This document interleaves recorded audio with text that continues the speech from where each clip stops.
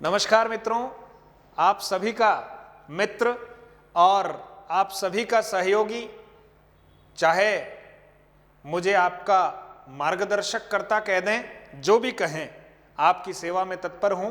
और मैं कुछ पाठ्यक्रम की चर्चा करने वाला हूं। और आज जो हम पाठ्यक्रम की चर्चा कर रहे हैं वो एक बहुत प्रतिष्ठित परीक्षा असिस्टेंट एग्रीकल्चर ऑफिसर या एग्रीकल्चर ऑफिसर, जिसको हम शॉर्ट में ओए और AAO के नाम से भी जानते हैं, है ना। यानी एग्रीकल्चर ऑफिसर, या हम कहें एक दूसरा हमारा पद है असिस्टेंट एग्रीकल्चर ऑफिसर। और ये दोनों ही पद ऐसे हैं कि आप ब्लॉक लेवल पर और जिला लेवल पर, जिले के और ब्लॉक के जितने भी कृषि से संबंधित जुड़े हुए हमारे कार्मिक हैं उनका नेतृत्व करेंगे। और हमारे जो हजारों हजार जो किसान हैं, धरती माँ की और हमारी सेवा कर रहे हैं, उनका भी आप सरकारी योजना के माध्यम से और आप अपने ज्ञान के माध्यम से उनकी जो कृषि है उसको उन्नत बनाने में अपनी भूमिका का निर्वहन कर सकते हैं। आप सभी कृषि विज्ञान के ही विद्यार्थी हैं जो इस प्रतिष्ठित परीक्षा की तैयारी में लगे हुए हैं। और मुझे बहुत अच्छे से ध्यान है कि आपने एग्रीकल्चर में BSc और MSc बहुत अच्छे अंकों से, है ना, उत्तीर्ण कर ली है। और आप प्रतियोगी परीक्षा की तैयारी में हैं। आप बैंक की भी तैयारी करते हैं, जिसमें भी ये असिस्टेंट एग्रीकल्चर ऑफिसर और एग्रीकल्चर ऑफिसर का पद होता है। और आपके रोजगार की संभावनाएं बहुत प्रबल है। देखा जाए तो कंपटीशन के इस युग में आपके लिए कंपटीटर अपेक्षाकृत दूसरी परीक्षाओं से कम होते हैं, है ना। आपकी संख्या जो है इतनी अधिक नहीं है। एक पटवार भर्ती परीक्षा की हम बात करें तो लाखों लाख विद्यार्थी उसमें उस प्रतिस्पर्धा में भाग लेते हैं। आपके यहाँ ये संख्या हजारों में है। तो मेरा तो आपसे आग्रह है कि हजारों में कंपटीशन हो या लाखों में, खैर थोड़ा सा अंतर तो होता है, लेकिन फिर भी प्रतियोगी परीक्षा है, इसको बहुत अच्छे से आपको, है ना, लेना चाहिए और बहुत अच्छे से तैयारी करनी चाहिए। मैं हिंदी विषय के बारे में चर्चा करता रहता हूँ और कुछ अध्ययन अध्यापन हिंदी का करता रहता हूँ, मार्गदर्शन देता रहता हूँ। तो मैं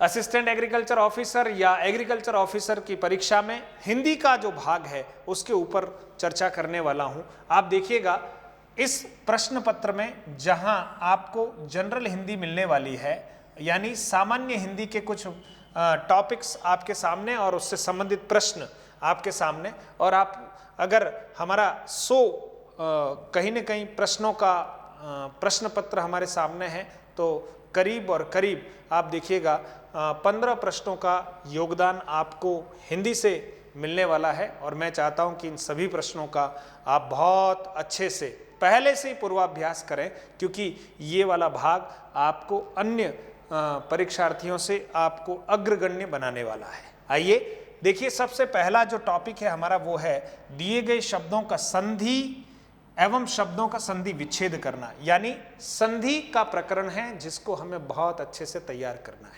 है ना। फिर देखिए दूसरा हमारा जो टॉपिक है वो है उपसर्ग एवं प्रत्यय, यानी इसमें 2 अध्याय हैं, उपसर्गों का सम्यक ज्ञान और प्रत्ययों का सम्यक ज्ञान। कैसे उपसर्ग को जोड़कर नए शब्दों का निर्माण करेंगे, या फिर जो शब्द हमारे सामने उसका कैसे हम उपसर्गों के दृष्टिकोण से विभाजन करेंगे, प्रत्यय से कैसे नए शब्दों का निर्माण, प्रत्यय लगे हुए शब्दों को कैसे हम अलग अलग करने वाले मूल शब्द और प्रत्यय में, इसको हम सीखने वाले हैं। तीसरा महत्वपूर्ण अध्याय है कि समस्त पद की रचना करना, समस्त पद का पद विग्रह करना, मतलब है समास का हमें सम्यक ज्ञान इस बिंदु में प्राप्त करना है। समास एक बहुत महत्वपूर्ण बिंदु है। जैसे संधि, समास, उपसर्ग, प्रत्यय, ये सब शब्द निर्माण की इकाइयां हैं। हिंदी में नवीन शब्दों के निर्माण में इन चारों इकाइयों का बहुत महत्वपूर्ण योगदान है। फिर देखिए चौथा हमारे सामने है शब्द युग्मों का अर्थभेद, यानी जिसको हम कह सकते हैं समश्रुत भिन्नार्थक शब्द। समश्रुत भिन्नार्थक शब्द,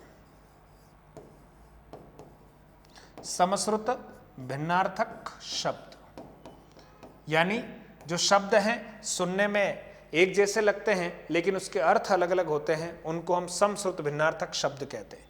पांचवा हमारा जो टॉपिक है वो है पर्यायवाची शब्द और विलोम शब्द, है ना। पर्यायवाची शब्द आप जानते हैं समानार्थी शब्द होते हैं, है ना। जैसे हमने पर्वत के पर्यायवाची शब्दों के बारे में खूब सुना है, पर्वत, पहाड़, नग, है ना। तो पर्वत के पर्यायवाची शब्द हुए घोड़ा, है, तुरंग, अश्व, बाजी, पर्यायवाची शब्द हुए। विलोम शब्दों की बात करते हैं तो दिन का रात अपने आप में विलोम है ना। और आज का विलोम कल है, आरंभ का समापन है, प्राचीन का अर्वाचीन है ना, नवीन का पुराना है, नूतन का प्राचीन है। इस तरह से विलोम शब्दों का हम अभ्यास करने वाले हैं। फिर देखिए शब्द शुद्धि की जहां बात करते हैं तो शब्द शुद्धि में जो अशुद्ध शब्द हमें दिए जाएंगे उसकी पहचान करनी है, या फिर प्रश्न आता है निम्नलिखित में से शुद्ध है, यानी 3 ऑप्शन में अशुद्ध शब्द है तो सही शब्द की हम पहचान करने वाले बहुत महत्वपूर्ण अध्याय है। फिर वाक्य शुद्धि है, वर्तनी के अलावा जो भी व्याकरणिक अशुद्धियां हैं उनको हमें दूर करना है।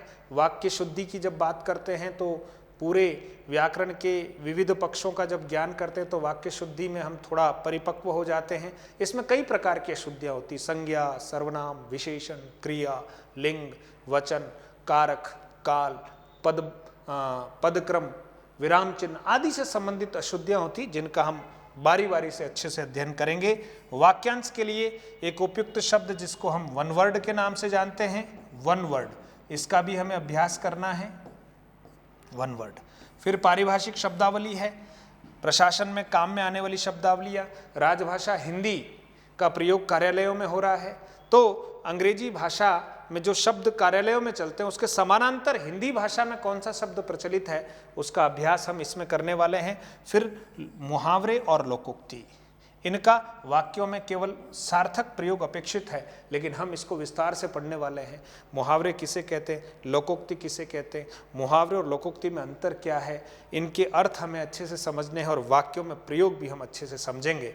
तो मैं चाहता हूँ कि आप इस परीक्षा की अगर तैयारी कर रहे हैं तो AO और AO दोनों ही परीक्षाओं में ये पाठ्यक्रम समान है और आप बहुत अच्छे से हिंदी के बिंदुओं का अध्ययन करेंगे। मैं आपका पूरा सहयोग करने के लिए तैयार हूं। आइए हम बहुत अच्छे से तैयारी करें और मैं प्रार्थना करता हूं कि आप जिस लक्ष्य को लेकर चले हैं आप इस अधिकारी वर्ग में जरूर पहुंचें। मेरी शुभकामनाएं हैं। जय हिंद, जय भारत।